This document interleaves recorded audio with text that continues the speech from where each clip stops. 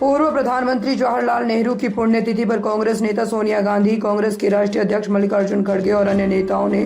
शांतिवन पहुंचकर उन्हें पुष्पांजलि अर्पित की। ब्राह्मणो विद्यातस्य देवा आशन्वसे श्रीश्च ते लक्ष्मीश्च पत्न्यावहु रात्रे पार्श्वे नक्षत्राणि रूपमस्मिनं व्यात्तं विष्णन्निखाण मुम्म इखाण सर्वलोकं इखाण हरिः ओम नमस्ते रुद्रमन्यव उतोत इखवे नमः बाहुभ्या मुदते नमः जाते रुद्र शिवा तनूर घोरा पापकाशिनी दयानस्तन्वा शन्तमया गिरिशन्ता विचाकशीः जामि पुङ्गिरिसन्तहस्ते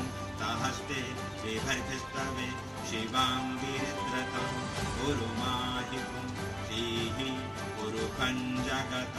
शिवेन वचसा त्वा गिरिसाक्षा वदामसि यथा नः सर्वविजगदयक्ष्मकुं सुमना असत अद्यवोचदधिवक्ता प्रथमो दैव्यो भिखक महिश्च सर्वान् जम्भयन् सर्वाश्च जातु धान्यो धराचीः परासुव असौजस्ताम्रो